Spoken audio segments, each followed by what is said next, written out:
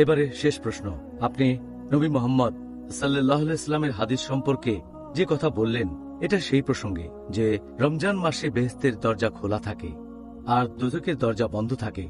তার মানে কি এই যে আমরা এই পবিত্র মাসে মারা গেলে বেহেশতে যেতে পারবো?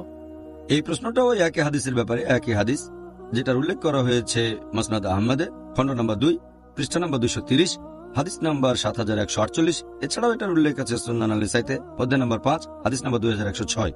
একই হাদিস নবী বলেছেন, লোকজনের উদ্দেশ্যে বলেছেন যে রহমতের মাস তোমাদের সামনে, আল্লাহ তোমাদের নির্দেশ দিয়েছেন তোমরা এই মাসে রোজা রাখবে। এই পবিত্র মাসে বেহেশতের দরজা খোলা থাকবে আর দোজখের দরজা বন্ধ থাকবে, শয়তান থাকবে শিকলে বাঁধা। এই মাসের একটা রাত আসবে, সেটা 1000 মাসের চেয়েও অধিক উত্তম। আর যে লোক এই মাসের আশীর্বাদ থেকে বঞ্চিত হবে সে আসলে একজন হতভাগ্য মানুষ। এখান থেকেই প্রশ্নটা এসেছে, যেহেতু বেহেশতের দরজা সময় খোলা থাকে আর দোজখের দরজা বন্ধ থাকে, তাহলে এ মাসে কেউ মারা গেলে তো বেহেশতেই চলে যাবে, কারণ দোজখের দরজা তখন বন্ধ থাকে, বেহেশতের দরজা খোলা। তার মানে কি এই যে এই মাসে কোনো অমুসলিম মারা গেলে সেও বেহেশতে চলে যাবে? এই প্রশ্নটার উত্তর হচ্ছে, নবী যখন বলেছেন যে বেহেশতের দরজা এই মাসে খোলা থাকে, তার মানে বেহেশত আমাদের আমন্ত্রণ জানাচ্ছে ভেতরে প্রবেশ করার জন্য। তার মানে হচ্ছে, যদি কোনো ছোট কাজ করেন আল্লাহ আপনার পুরস্কারটা বহুগুণ বাড়িয়ে দেবেন। আর নবী বলেছেন সবাই পুরস্কার পাবে 10 গুণ বেশি। আর এই রমজান মাসে বেহেশতে প্রবেশ করা খুবই সোজা। নবী যখন বলেছেন যে দোজখের দরজা বন্ধ থাকবে, তার মানে এই মাসে দোজখে প্রবেশ করাটা কঠিন। কেন? কারণ মানুষের তাকওয়া বৃদ্ধি পায়, তাই মানুষের পাপ করার সম্ভাবনাটাও কমে যায়। আর এছাড়াও যদি রমজান মাসে আপনারা সব দিনগুলোতেই রোজা রাখেন, আল্লাহর পুরস্কারের আশা করেন, তাহলে অতীতের সব গুনাহ ক্ষমা করা হবে। তাই রোজার মাসে যদি পুরো মাস রোজা রাখেন কেউ, আল্লাহর পুরস্কারের আশায় তার অতীতের সব গুনাহ ক্ষমা করে দেওয়া হবে। এখন অতীতের পাপ ক্ষমা করা হলে দোজখে যাওয়ার সম্ভাবনাটা তো শূন্য হয়ে যায়। তবে আমাদের বুঝতে হবে, যে কাজ করলে বেহেশতের দরজা খোলা থাকবে আর দোজখের দরজা বন্ধ থাকবে, সেটা আপনাকে রোজা রাখতে হবে।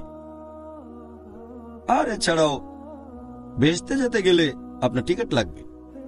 বেহেশতের টিকিটের কথা কোরআনে সূরা আসরে বলা হয়েছে, অধ্যায় নম্বর 103, আয়াত 1 থেকে 3। আল্লাহ বলেছেন, ওয়াল আসর ইন্নাল ইনসানা লাফি খুসর ইল্লাল্লাযিনা আমানু ওয়া আমিলুস সলিহাতি ফাতাওয়াসাউ বিল হাক্কি ওয়া তাওয়াসাউ বিস সবর।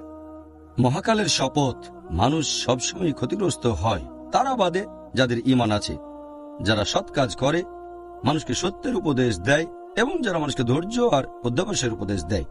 এই সূরাটা ইমাম শাফির কথা অনুযায়ী তিনি বলেছেন যে শুধুমাত্র এই একটা সূরা নাজিল হলেও সেটা মানুষ জাতির পরিত্রাণের জন্য যথেষ্ট ছিল, এতটা গুরুত্বপূর্ণ। এটাকে বলা হয় রাহে নাজাত, পরিত্রাণ পাওয়ার পথ। কোন মানুষ জান্নাতে প্রবেশ করতে চাইলে 4টা শর্ত আছে।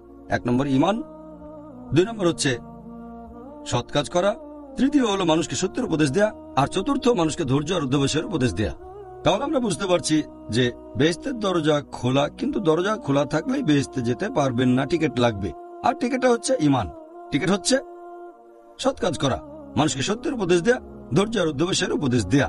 রোজার মাসে এই টিকিটটা পাওয়া খুবই সোজা, কারণ রমজান মাসে আমাদের ঈমান বেড়ে যায়। এছাড়াও ভালো কাজ করলে পুরস্কার কয়েক গুণ বেড়ে যাচ্ছে। কাজটা সহজ, মানুষকে সত্যের উপদেশ দেবেন, আপনার ধৈর্যের সীমা বাড়বে। তাহলে হাদিসটা বলছে যে রোজার মাসে এটা সহজ, যে ইনশাল্লাহ আপনি বেহেশতে যাবেন, দোজখে যাবেন না। তার মানে এই না যে এই মাসে মারা গেলে প্রত্যেকে বেহেশতে যাবে। এখন যারা অবিশ্বাসী, তাদের তো ঈমান নেই, তারা বেহেশতে যাবে এমন প্রশ্নই আসে না। যদি কেউ বেহেশতে যেতে চায় তার টিকিট লাগবে, আর এই টিকিটের কথা আছে সূরা আসর। এছাড়াও আপনারা যদি হাদিস পড়েন তাহলে দেখবেন যে যদি তোমরা এই মাসে রোজা রাখো, তার মানে নিয়ম কানুন মেনে চলতে হবে আর নিষিদ্ধ কাজগুলো থেকে বিরত থাকতে হবে শুধুমাত্র, তাহলে বেহেশতের দরজা খোলা থাকবে আর দোজখের দরজা বন্ধ থাকবে। এই হাদিসে এরপর আরো আছে, এই মাসে রয়েছে একটা রাত যেটা 1000 মাসের চেয়েও অধিক বেশি উত্তম। তার মানে যদি আল্লাহ সুবহানাহু ওয়া তাআলার ইবাদত করেন শুধুমাত্র এই রাতে, সেটা 1000 মাসের চেয়েও উত্তম হবে। সেটা তো 80 বছরের চেয়েও বেশি। চিন্তা করেন, এই একটা রাতে আপনি যে পরিমাণ সওয়াব পেতে পারেন সেটা তো অনেক বেশি।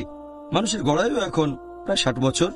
একটা লাইলাতুল কদর 1000 মাসের চেয়েও উত্তম, সেটা 80 বছরের চেয়েও বেশি।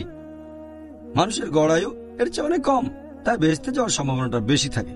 এই হাদিস আরো আছে, যে ব্যক্তি এই মাসের রহমত থেকে বঞ্চিত হবে সে আসলে একজন হতভাগ্য ব্যক্তি। তার মানে প্রত্যেক মানুষই বেহেশতে যাবে না, সব মানুষের জন্য বেহেশতের দরজা খোলা থাকবে না।